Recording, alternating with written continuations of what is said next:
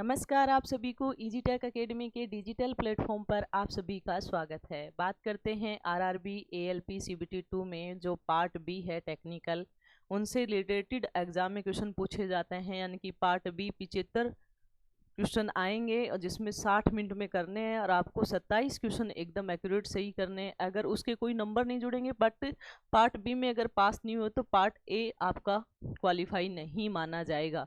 इसलिए part B के लिए सभी स्टूडेंट सीरियस हो जाओ, सभी मन लगा के इसको पार्ट बी को क्लियर करो।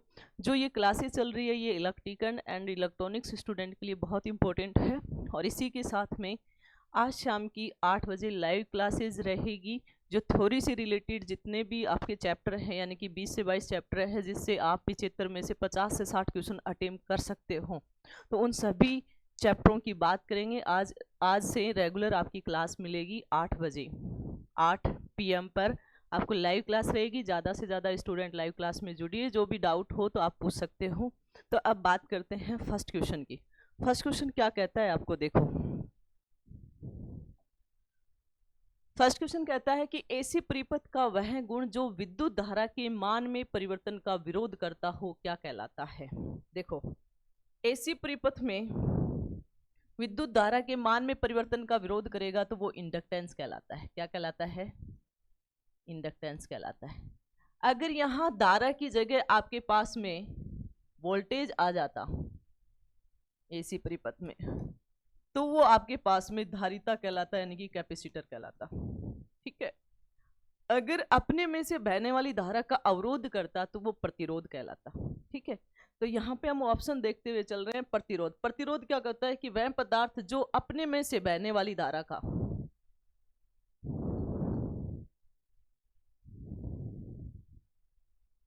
धारा का अवरोध करता हो या रोकता हो या बाधा डालता हो, अवरोध करता हो, प्रतिरोध कहलाता है। ये मोस्टली डीसी परिपथों में होता है और एसी में भी होता है, ध्यान रखना। दूसरा है प्रतिघात। प्रतिघात क्या होता है? जब किसी भी एसी सर्किट में, एसी परिपथ में, एसी सर्किट में इंडक्टेंस और कैपेसिटर के कारण धारा के मार्ग में बाधा उत्पन्न करना।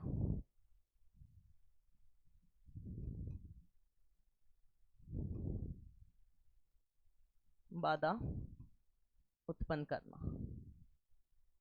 क्या कहलाएगा? प्रतिघात कहलाएगा। इंडक्टेंस रिएक्टेंस कहलाएगा। ठीक है। अगला अगर हम बात करें कैपेसिटर यानी कि धारिता कि जब एसी परिपथ में, जब किसी एसी सर्किट का जो विद्युत वोल्टेज को, यानी कि वोल्टेज को, एसी सर्किट में वोल्टेज के मान में परिवर्तन का विरोध करता हो। ठीक है। अगला है आपके पास में प्रेरकत्व। जब किसी एसी सर्किट का वह गुण जो धारा में परिवर्तन का विरोध करता हो।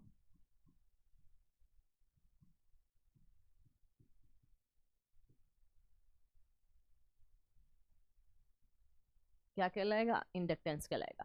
तो इस क्वेश्चन के अकॉर्डिंग इसका राइट आंसर है आपके पास में डी। इसका राइट आंसर है डी। इसका क्या है? राइट आंसर है। अगले क्वेश्चन की अगर हम बात करें तो अगला क्वेश्चन क्या कहता है आपको देखो। अगला क्वेश्चन कहता है यदि किसी एसी परिपथ में वोल्टता तथा धारा में 90 डिग्री कला का अंतर हो तो शक्ति क्या होगी। इसने बोला कि हमारे पास में जो शक्ति है, पावर फैक्टर है, यानी कि पावर, नॉर्मली हम पावर लेके चलते हैं क्योंकि पावर फैक्टर की तो इसने बात ही नहीं की। अगर मैं शक्ति की बात करूं, पावर की, तो तुम्हारे पास में होता है VI cos phi। ये आपके पास में वास्तविक शक्ति होती है। ठीक है। तो इस वास्तविक शक्ति में इसने बोला जो कलांतर है फाई है वो कितने डिग्री का है? 90 डिग्री का है। तो ये जो मेरे पास में पावर ये कितनी होगी? VI cos 90। और cos 90 का आपको सबको पता है, cos 90 का मान होता है 0 डिग्री, यानी कि 0 होता है। तो P बराबर में क्या हो जाएगा? VI गुणा में 0, यानी किसी भी संख्या को 0 से गुणा करोगे तो आपके पास में वो पावर क्या होगी? 0 वाट प्राप्त होगी। क्या प्राप्त होगी? 0 ही प्राप्त होगी आपको। तो इसका रियल आंसर क्या है? अधिकतम नहीं, न्यूनतम भी नहीं, 1.1 गुणा वोल्ट गुणा 1 भी नहीं, शून्य, यानी कि डी इसका राइट आंसर है। और वास्तविक शक्ति है तो इसका जो यूनिट है, ये आभासी शक्ति का वाट होता है, वास्तविक शक्ति का यूनिट होता है किलो वोल्ट एम्पियर, या वोल्ट एम्पियर कर दो, ठीक है। तो इसका राइट ऑप्शन क्या रहेगा, डी इसका राइट ऑप्शन रहेगा, यानी कि शून्य। अगले क्वेश्चन की अगर हम बात करें तो अगला क्वेश्चन क्या कहता है आपको, किसी भी शुद्ध ज्या तरंग के लिए प्रत्यावर्ती धारा का औसत मान किसके बराबर होता है। यानी कि ये हमारे पास में एक शुद्ध ज्या तरंग है और इसने बोला कि इसका औसत मान क्या है, यहां से यहां तक का, ठीक है। तो अगर औसत मान की बात करूं, अगर मैं इसको आई की फॉर्म में लूं तो ये हो जाएगा आपके पास में आई मैक्सिमम, और ये हो जाएगा आपके पास में माइनस आई मैक्सिमम, ठीक है। तो यहाँ पे औसत मान की बात करें तो हमेशा ध्यान रखना कि औसत मान हमेशा हाफ साइकिल पे लागू होता है। कंप्लीट साइकिल का, यानी कि कंप्लीट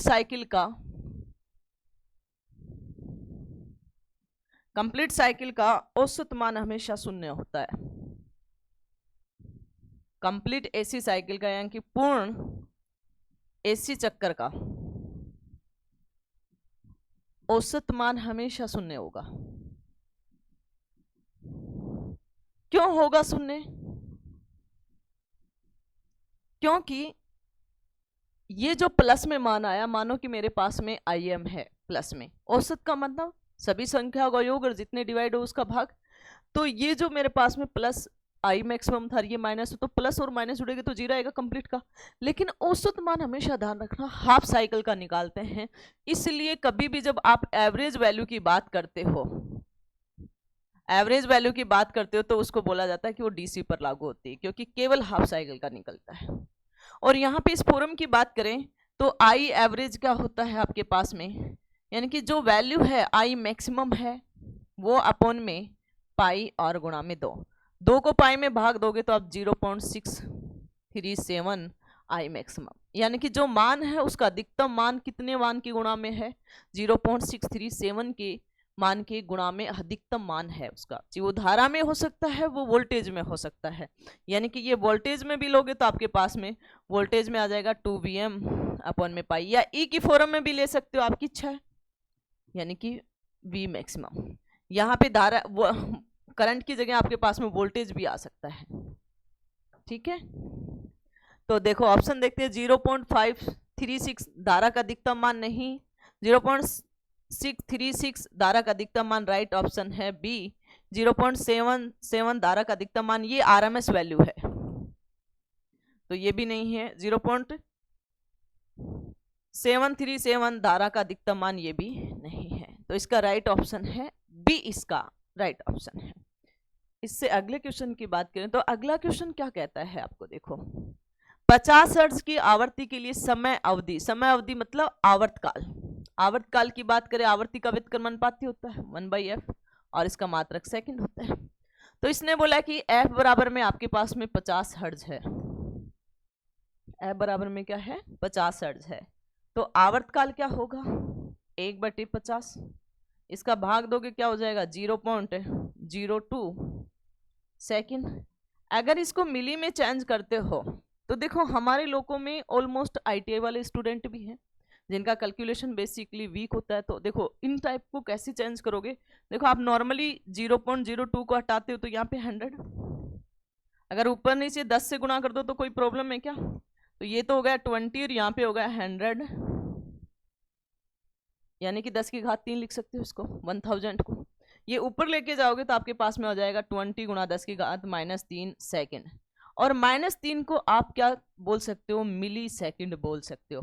तो इसका राइट आंसर रहेगा 20 मिली सेकेंड। प्लीज चैनल को लाइक शेयर सब्सक्राइब करो, क्योंकि आपका एग्जाम पास में है, आप समझ नहीं पा रहे कि आपको क्या पढ़ना है, क्योंकि आप टेक्निकल बेसिक पढ़ो, जो ये क्वेश्चन लोगों में आए हुए हैं उनका सभी का कंसेप्ट क्लियर करवाते हुए चल रहे हैं और सभी टॉपिक का करवाया जाएगा।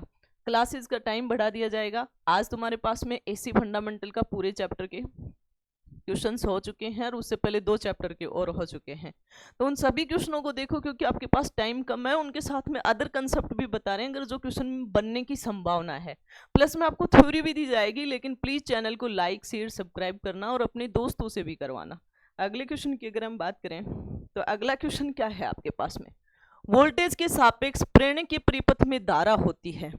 देखो जो प्रेरणी के परिपथ होता है ये आपके पास में इस प्रकार का होता है, प्रेरणी के परिपथ होगा तो यहाँ पे आपके पास वोल्टेज आगे रहेगी और करंट क्या रहेगा, पीछे रहेगी। तो यहाँ पे इसने पूछा कि वोल्टेज के सापेक्ष, तो वोल्टेज के सापेक्ष करंट क्या है, पीछे है। तो कला में केवल प्रतिरोध होता है, वोल्टेज और करंट कला में सेम कला में होगा, वो प्रतिरोध आएगा, ठीक है। तो ये आपके पास में गलत ऑप्शन है। लीडिंग में धारितीय परिपथ होगा,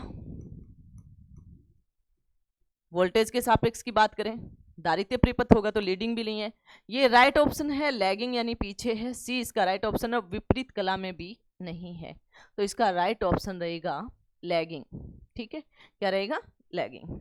अगले क्वेश्चन की अगर हम बात करें तो अगला क्वेश्चन क्या कहता है, 100 हर्ट्ज पर 2 हेनरी वाले चौक कुंडली का प्रतिघात होता है। बहुत इजी क्वेश्चन है। देखो प्रतिघात क्या होता है, एक्सएल, एक्सएल बराबर में क्या होता है, ओमेगा एल, ओमेगा कोणीय आवृत्ति है तो ओमेगा बराबर में क्या होता है, 2πf एल। तो यहाँ पे वैल्यू दे दी आपको पास में कि एफ की है 100 हर्ट्ज और एल है आपके पास में 2 हेनरी, ठीक है। अब यहाँ पे वैल्यू रख दो, एक्सएल 2 गुणा 3.14 मल्टीप्लाई 100 मल्टीप्लाई 2। अगर मैं इसको गुणा करूँ तो देखो ये तो 4 हो गया और ये 100 से ये पॉइंट हट जाएंगे तो ये कितना होगा, इसको गुणा करते तो ये 16, 1, 5 और 12 यानी कि ओम, ठीक है। अब ऑप्शन देखते हैं, इस ऑप्शन में 100 ओम तो नहीं है, 216 ओम भी नहीं है, 718 ओम भी नहीं है, 1258 लगभग इसके पास में है, तो डी इसका राइट ऑप्शन है। डी इसका क्या रहेगा, राइट ऑप्शन रहेगा, यानी कि लगभग इसको 1258 भी आप कर दोगे, क्योंकि इसके आगे पॉइंटों में और कैलकुलेशन होती है तो अप्रोक्सीमेटली चला जाता है उसके, ठीक है। यहाँ पे 1257 पॉइंट कुछ समथिंग आता है, आगे की कैलकुलेशन करते हैं तो, ठीक है। अगली अगर हम क्वेश्चन की बात करें तो अगला क्वेश्चन क्या कहता है, देखो आपको किस प्रकार का क्वेश्चन दिख रहा है, समांतर क्रम दिख रहा है।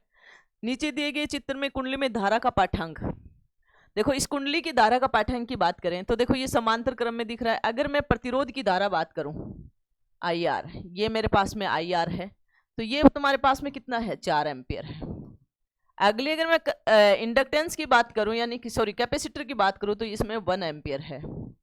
अगर कुंडली की बात करूं तो ये मेरे पास में आपके पास में कितना है, 4 एम्पियर है, ये है। पाठ्यांक की बात करी है इनकी तो हम इसको डायरेक्ट भी कर सकते हैं, क्योंकि एक समांतर क्रम जैसा परिपथ है, ये AC परिपथ समांतर में, तो समांतर क्रम में अगर हम टोटल धारा की बात करें पाठ्यांक की तो हम इसको ये भी कर सकते हैं कि IR का स्क्वायर प्लस में IL माइनस में IC का होल स्क्वायर। तो यहाँ पे क्या हो जाएगा, IR का स्क्वायर यानी कि 4 का स्क्वायर प्लस में 4 माइनस 1 का होल स्क्वायर यानी कि 4 का स्क्वायर प्लस में 3 का स्क्वायर, क्या हुआ आपके पास में 16 प्लस में 9 यानी कि √25 को हम 5 एम्पियर, यानी कि वो जो पाठांक है वो क्या रहेगा, 5 एम्पियर रहेगा, ठीक है। तो 9 एम्पियर भी नहीं होगा, 4 एम्पियर भी नहीं रहेगा और 3 एम्पियर भी नहीं रहेगा। प्लीज चैनल को लाइक शेयर सब्सक्राइब करना और अपने दोस्तों से भी करवाना, ये आपकी फीस है, ठीक है।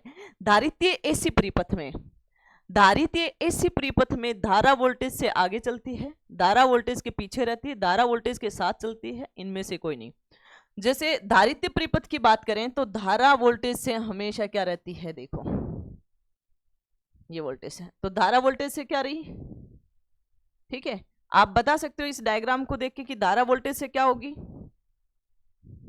ठीक है। यानी कि धारा वोल्टेज से क्या रहेगी, आगे रहेगी, धारा वोल्टेज से क्या रहेगी, आगे रहेगी। हमेशा ध्यान रखना, ये क्वेश्चन बहुत बार पूछा जाता है, ठीक है।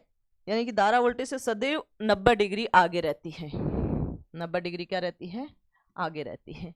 तो धारा वोल्टेज से आगे चलती है कितना डिग्री, 90 डिग्री, ठीक है। धारा वोल्टेज के पीछे 90 डिग्री, ये किस में चलती है, ये इंडक्टिव परिपथ में चलती है, इंडक्टिव सर्किट में चलती है। तो इसका राइट ऑप्शन रहेगा ए।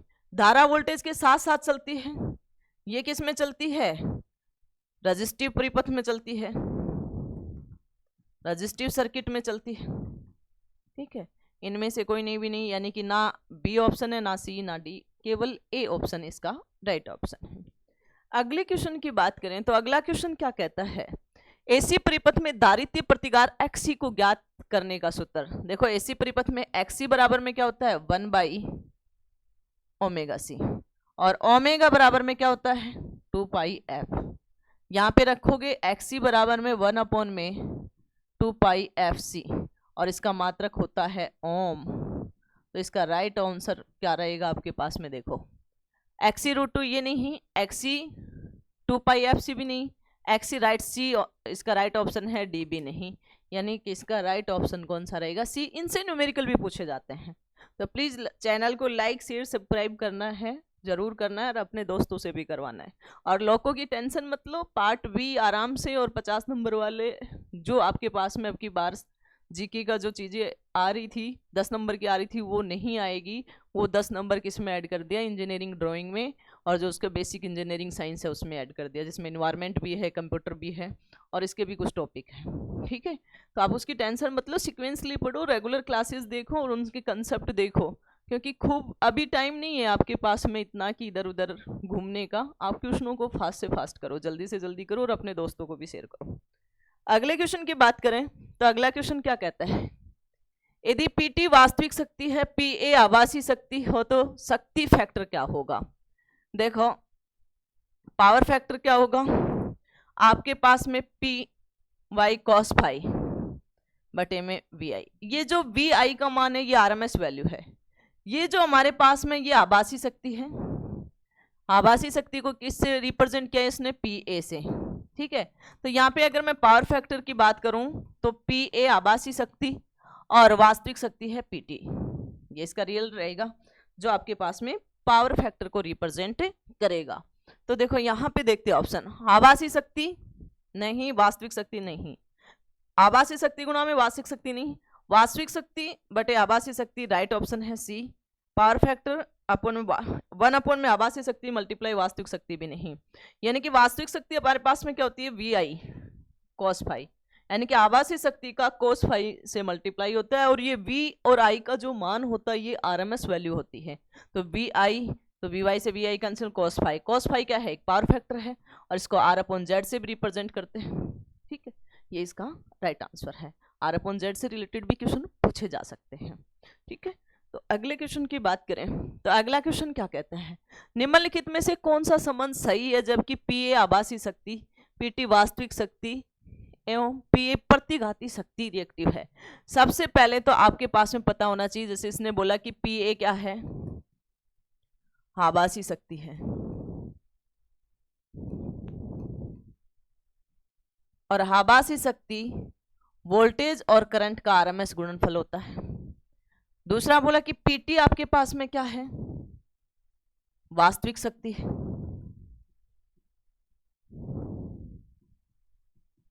वास्तविक शक्ति क्या होती है आपके पास में, जो आभासी शक्ति का cos फाई से गुणनफल होता है, ठीक है। अगला अगर मैं तुमसे बात करूं कि PR क्या है, रिएक्टिव पावर है, यानी कि प्रतिघात शक्ति है, जो आभासी शक्ति का साइन फाई से गुणा होता है। अगर मैं एक त्रिभुज के रूप में देखूं तो ये मेरे पास समकोण त्रिभुज है, ये 90 डिग्री का है, ये फाई है, फाई के साथ में यहाँ पे है, तो यहाँ पे आपके पास में आभासी शक्ति है, सॉरी वास्तविक शक्ति है, यानी कि VI cos फाई, और यहाँ पे आपके पास में VI साइन फाई, और यहाँ पे आपके पास में VI है। अगर मैं इसके मूल तत्व की बात करूं कि ये क्या है आपके पास में, यानी कि आभासी शक्ति PA है, और ये आपके पास में क्या है PT है, और ये आपके पास में क्या है PR है। इससे बहुत बार क्वेश्चन पूछे जाते हैं, ठीक है। अब देखो ये एक समकोण त्रिभुज है, पाइथागोरस प्रमेय लगा दो, आप सोल्व कर दोगे आराम से, इजी वे में सोल्व हो जाएगा आपके पास में। कि जैसे नॉर्मली अगर हम बात करें, इसकी यूनिट की बात करें तो आप इसको किलोवाट में रिप्रेजेंट कर सकते हो, ठीक है। इसको आप किलो वोल्ट एम्पियर आर से रिप्रेजेंट करोगे, इसकी ऐसा यूनिट, और इसको किलो वोल्ट एम्पियर, जो ट्रांसफॉर्मर की रेटिंग भी इसी से वोल्ट एम्पियर से करते हैं, ठीक है। अब बात करते हैं, देखो आप रटने की बात नहीं है, हम पाइथागोरस प्रमेय करते हैं, ये कर्ण है, ये आधार है, जिसके साथ कोण होता है वो हमेशा आधार होता है, और ये हमारे पास में लंब है। तो आपके पास में क्या हुआ, कर्ण का स्क्वायर पी ए का स्क्वायर बराबर में पी टी का स्क्वायर प्लस में पी आर का स्क्वायर। ठीक है, पी ए बराबर में क्या हो जाएगा, रूट पी टी प्लस में पी आर। अगर आप इसको सोल्व करके देखोगे तो भी आपके पास में वी आई आएगा, आप सोल्व कर सकते हो, यानी कि आप ये वैल्यू रखोगे तो आपके पास में क्या, वी आई साइन फाई का स्क्वायर प्लस में वी आई कोस फाई का स्क्वायर, इन पे भी स्क्वायर है तो वी आई बाहर निकल जाएगा, अंदर बचा साइन स्क्वायर फाई प्लस में कोस स्क्वायर फाई, यानी कि root sine square phi plus cos square phi का मान 1 होता है। तो आपके पास में क्या बचा, आपके पास में बचा रूट वी आई का होल स्क्वायर, और रूट को हटाओगे तो वी आई, यानी कि ये किसके बराबर बची, आपके पास में आभासी शक्ति के बराबर बची। तो इनसे अगर पावर भी पूछ ले तो आप इस क्वेश्चन से आप पावर से रिलेटेड सभी क्वेश्चन क्या कर सकते हो, सोल्व कर सकते हो। तो इसका राइट ऑप्शन कौन सा रहेगा, ए भी नहीं रहेगा, बी भी नहीं, सी इसका राइट ऑप्शन है, और डी भी नहीं। इससे अगले क्वेश्चन की अगर हम बात करें तो अगला क्वेश्चन क्या कहता है, आपको देखो अगला क्वेश्चन कहता है, एक प्रतिरोधक में एसी प्रवाहित की जाती है तो कौन सा विद्युत शक्ति उष्मा में परिवर्तित होती है, प्रतिघाती शक्ति नहीं भैया, दूसरा स्थानांतरित शक्ति भी नहीं, आभासी शक्ति भी नहीं, वास्तविक शक्ति परिवर्तित होती है। इसका राइट आंसर है पीटी बराबर में वी आई कॉस फाई। तो इसका डी इसका राइट ऑप्शन रहेगा। अगले क्वेश्चन की अगर हम बात करें तो अगला क्वेश्चन क्या कहता है, एक प्रतिरोधक में एसी प्रवाहित की जाती है तो कौन सा विद्युत शक्ति उष्मा में परिवर्तित होते, वापिस वही क्वेश्चन है। तो प्रतिघाती भी नहीं, स्थानांतरित, आभासी भी नहीं, वास्तविक शक्ति, डी इसका राइट ऑप्शन है। अगले क्वेश्चन की अगर हम बात करें तो अगला क्वेश्चन क्या कहता है, एक प्रत्यावर्ती धारा परिपथ में अल्टरनेटिव करंट यानी कि एसी में शक्ति फैक्टर का सूत्र, पावर फैक्टर का सूत्र, यानी पावर फैक्टर क्या होता है आपके पास में, इसको कोस फाई से रिप्रेजेंट कर सकते हो या इसको आर अपॉन जेड से रिप्रेजेंट कर सकते हो। देखो जेड बराबर में आपके पास में क्या होता है, आर स्क्वायर प्लस में एक्सएल माइनस में एक्सी का होल स्क्वायर, यही होता है मापांक। तो यहाँ पे इस जेड का मान भी रख सकते हैं हम, तो आर अपॉन में आर स्क्वायर प्लस में एक्सएल माइनस में एक्सी का होल स्क्वायर भी होता है। अगला, अगर अभी जस्ट इससे पहले बात की थी कि कोस फाई बराबर में क्या होता है, पावर फैक्टर बराबर में क्या आएगा, यानी कि आपके पास में आभासी शक्ति, सॉरी वास्तविक शक्ति, वास्तविक शक्ति क्या होती है आपके पास में, यानी कि वी आई कोस फाई, और बटे में आभासी शक्ति,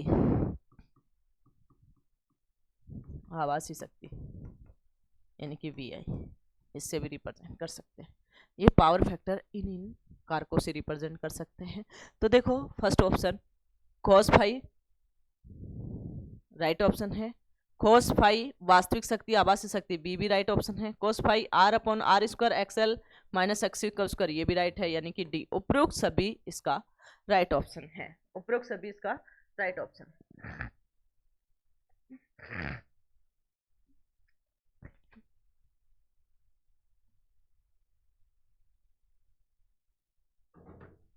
उपरोक्त सभी इसका राइट ऑप्शन। अगले क्वेश्चन की अगर हम बात करें तो अगला क्वेश्चन क्या कहता है, आपको देखो निम्न में से कौन सा रिएक्टिव प्रतिघात शक्ति का एक सही मात्रक है। रिएक्टिव प्रतिघात यानी कि ये आपके पास में किसका मात्रक है, वोल्ट एम्पियर, यानी कि वास्तविक शक्ति का, रियल पावर का, वी आई कॉस फाई का। और इसको बड़े मात्रक में किलो वोल्ट एम्पियर भी कह सकते हैं, ट्रांसफॉर्मर की रेटिंग भी सही बोला जाता है। और ये है आपके पास में आभासी शक्ति का, यानी कि वी आई का। किलो वोल्ट एम्पियर आर ये है आपके पास में प्रतिघाती शक्ति का, यानी कि वी आई साइन फाई। और ये भी किलो वोल्ट एम्पियर भी किसका है आपके पास में, वास्तविक शक्ति का है। तो इसका राइट ऑप्शन कौन सा होगा रिएक्टिव पावर का? तो सही मात्रक होगा किलो वोल्ट एम्पियर आर, इसका राइट ऑप्शन रहेगा रिएक्टर। ठीक है, यानी कि सी इसका राइट ऑप्शन है। अगले क्वेश्चन की बात करें तो अगला क्वेश्चन क्या कहता है, किसी शुद्ध प्रतिरोध में परिपथ का शक्ति फैक्टर। देखो सबसे पहले मैं आपको एक बात बताती हूँ, ये पूरा क्वेश्चन ही समझाती हूँ। ये मेरे पास में एक शुद्ध प्रतिरोध परिपथ लगा हुआ है, ठीक है, ये आर है, इनके सापेक्ष वोल्टेज वी आर, ये वी है। ठीक है, यहाँ पे मैं मापांक की बात करूं तो मापांक आपके पास में क्या हो जाएगा भाई, आर एल सी का तो क्या होता है आर स्क्वायर प्लस में एक्सएल माइनस में एक्सी का होल स्क्वायर, लेकिन यहाँ पे केवल प्रतिरोध है तो इसका मापांक क्या होगा जेड बार बराबर में आर हो जाएगा। कोणांक क्या हो जाएगा आपके पास में tan inverse XL minus XC बटे आर। तो ये एक्सएल एक्सी तो है ही नहीं इस परिपथ में, जीरो है, तो फाइव बराबर में क्या हो जाएगा 0 डिग्री। आपको पता है 0 डिग्री हुआ तो वोल्टेज और करंट इन फेज है, समान कला में चल रहा है। ठीक है, उनके बीच 0 डिग्री का कलांतर है।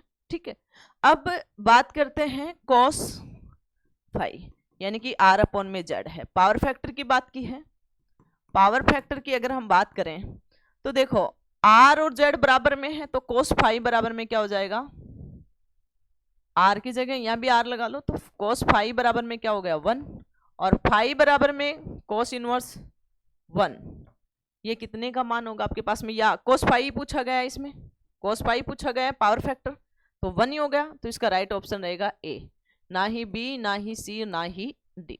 इसका राइट आंसर का आंसर रहेगा यूनिटी यानी 1।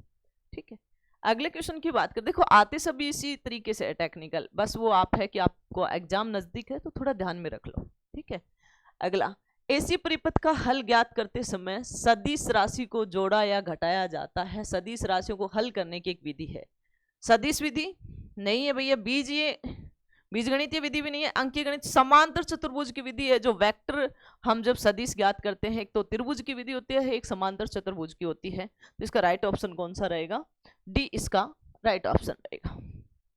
अगले क्वेश्चन की बात करें तो अगला क्वेश्चन क्या कहता है, प्रत्यावर्ती धारा व वोल्टेज को सरल रेखा में निरूपित होते हैं तथा परिणाम व दिशा एरो हेड से निरूपित किया जाता है। जो परिमाण हो और दिशा हो, जैसे मानो ए है, ए इसका परिमाण है और इसको दिशा एरो में रिप्रेजेंट कर दिया।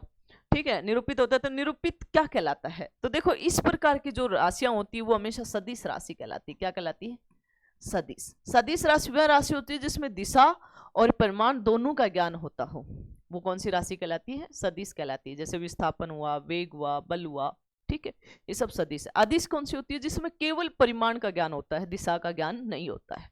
ठीक है, तो फर्स्ट क्वेश्चन है अदिश राशियां नहीं, सदिश राशि बी इसका राइट ऑप्शन है। प्रत्यावर्ती परिणाम भी नहीं, कला परिणाम भी नहीं, बी इसका क्या रहेगा राइट ऑप्शन। अगले क्वेश्चन की बात करें, अगला क्वेश्चन कहता है आरएलसी परिपथ में परिणामी प्रतिघात।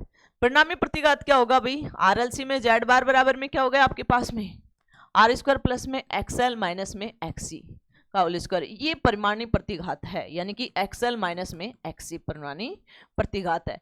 तो देखते हैं ऑप्शन ए एक्सएल नहीं, बी एक्सी नहीं, एक्सएल प्लस एक्सी भी नहीं, एक्सएल माइनस एक्सी, डी इसका राइट ऑप्शन है। ये आपके पास में परिणामी प्रतिघात होता है। ठीक है, अगले क्वेश्चन की बात करें तो अगला क्वेश्चन क्या कहता है, वह आवर्ती जिस पर होता है एक्सएल बराबर में एक्सी। एक्सएल बराबर में एक्सी यानी कि प्रेरणी की प्रतिघात और कैपेसिटिव प्रतिघात।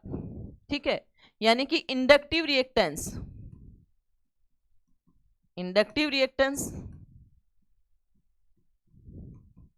और capacitive reactance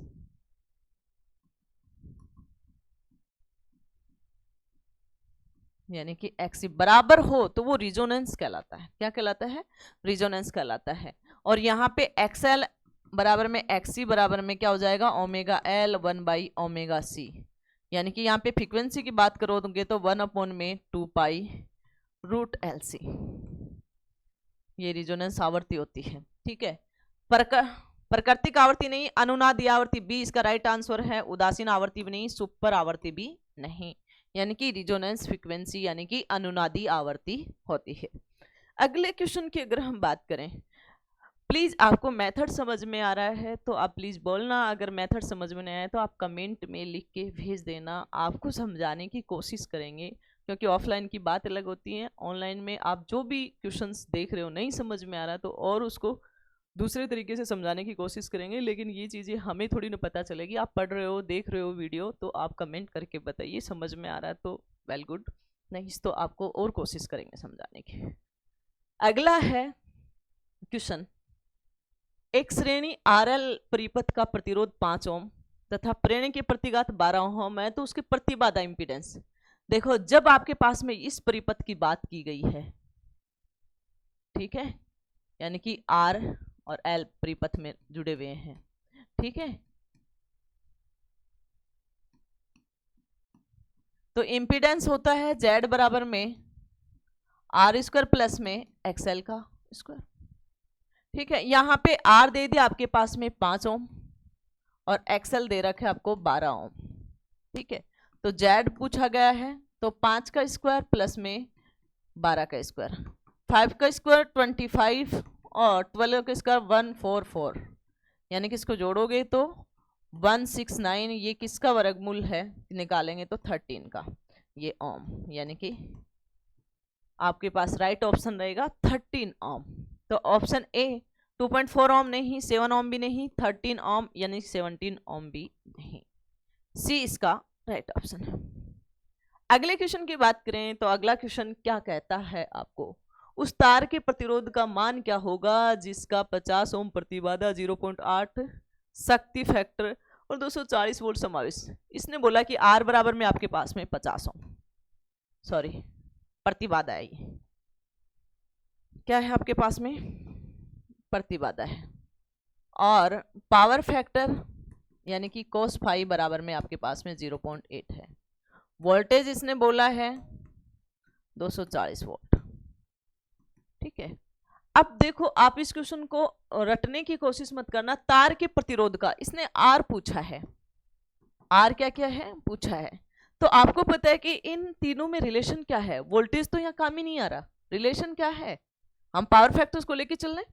power factor cos phi बराबर में क्या होता है R अपॉन में Z, और R निकालना है तो R बराबर में क्या हो जाएगा Z multiply cos phi, Z की वैल्यू रख दो 50 और cos फाई की 0.8, तो आपके पास में 0.14 ओम यानी कि 40 ओम हो जाएगा। इसका राइट ऑप्शन कौन सा रहेगा, A 50 नहीं, B इसका राइट ऑप्शन है, C भी नहीं और D भी नहीं। इसी के साथ अगला क्वेश्चन क्या कहता है, अगला क्वेश्चन कहता है दारितीय प्रतिघात आवर्ती के होते हैं। देखो दारितीय एक्स सी, दारितीय 1/2 पाई FC, इन सभी को हम क्या कर सकते हैं, एक बार नियतांक मान के हम इसको ये भी लिख सकते हैं, बाकी वाले को नियतांक मान सकते हैं। ये इसके क्या है व्युत्क्रमानुपाती है, आवर्ती के व्युत्क्रमानुपाती, या F बराबर में आप ये भी लिख सकते हो 1/XC भी लिख सकते हो। या कोई प्रॉब्लम है, किसी को कोई प्रॉब्लम नहीं है ना। तो देखो फर्स्ट आवर्ती के अनुक्रमानुपाती, अनुक्रमानुपाती मतलब तो समानुपाती नहीं, ये तो गलत है। आवर्ती के व्युत्क्रमानुपाती B इसका राइट ऑप्शन है। आरोपित वोल्टेज के अनुक्रमानुपाती गलत है, आरोपित वोल्टेज के व्युत्क्रमानुपाती गलत है, यानी कि B इसका क्या रहेगा राइट ऑप्शन रहेगा। अगले क्वेश्चन की बात करें तो अगला क्वेश्चन क्या कहता है, चित्र में दर्शाए गए परिपथ में आरोपित वोल्टेज का अधिकतम मान। देखो सबसे पहले तो चित्र देखो आपको कैसे दिख रहा है, समांतर क्रम, समांतर क्रम चाहे प्रतिरोध संयोजन हो, चाहे इंडक्टेंस संयोजन हो, चाहे कैपेसिटर संयोजन हो, तो सभी में सप्लाई वोल्टेज समान होता है। वोल्टेज क्या रहेगा, प्रत्येक एलिमेंट्स के सापेक्ष, प्रत्येक अवयव के सापेक्ष वोल्टेज समान रहेगा, धारा का मान अलग अलग रहेगा। श्रेणी में रहेगा तो सभी में धारा का मान समान रहेगा लेकिन वोल्टेज का मान अलग अलग रहेगा। तो इसको डायग्राम को देखते ही देखोगे ये 50 वोल्टेज, ये 50 वोल्टेज, तो ये भी कितना होगा 50 वोल्टेज रहेगा अधिकतम। तो ए इसका राइट ऑप्शन है। 220 वोल्टेज भी नहीं, 300 वोल्टेज भी नहीं, 200 वोल्टेज भी नहीं, ए इसका राइट ऑप्शन है। अगले क्वेश्चन की बात करें तो अगला क्वेश्चन क्या कहता है, यदि एक कॉन्टैक्टर 220 वोल्टेज डीसी के लिए अभिकल्पित है और उसे 220 वोल्टेज एसी स्रोत से संयोजित कर दिया जाए, तो भाई डीसी था लेकिन अब उसी को किस में कर दिया, एसी स्रोत में जोड़ दिया, ठीक है। तो कुंडली में से बहुत अधिक धारा प्रवाहित होगी और वह नष्ट हो जाएगी, नहीं, कुंडली में से धारा बहुत ही कम प्रवाहित होगी, अधिक होगी नहीं, तो ये गलत है, तो ये ऑप्शन गलत हो गया। कुंडली में से कम धारा प्रवाहित होगी और कॉन्टैक्टर का कार्य सुनिश्चित नहीं होगा। राइट ऑप्शन है, कम धारा प्रवाहित होगी और सुनिश्चित नहीं कर पाओगे कॉन्टैक्टर का कार्य। ठीक है, तो बी इसका राइट ऑप्शन है। कुंडली वही धारा देगी, नहीं कम देगी। कॉन्टैक्टर अच्छा कार्य करेगा, उसका कार्य का पता ही नहीं चलेगा कितना कार्य कर रहा है। ठीक है, तो इसका राइट ऑप्शन कौन सा रहेगा? बी इसका राइट ऑप्शन रहेगा। अगले क्वेश्चन की बात करें तो अगला क्वेश्चन क्या कहता है आपको, नीचे चित्र में दिए गए परिपथ को वेक्टर आरेख, देखो वोल्टेज से आगे करंट है आई, तो ये क्या है, यहां पे अगर ये डायग्राम हो यानी कि ये आई और ये वी, ठीक है, ये 90 डिग्री। अगर आपके पास में ये डायग्राम हो, ठीक है, आई और वी सेम, तो देखो ये जो परिपथ है ये शुद्ध संधारित्र या दारित्य परिपथ है, और ये जो परिपथ है ये शुद्ध प्रेरकत्व सर्किट है, और ये है शुद्ध प्रतिरोध सर्किट है।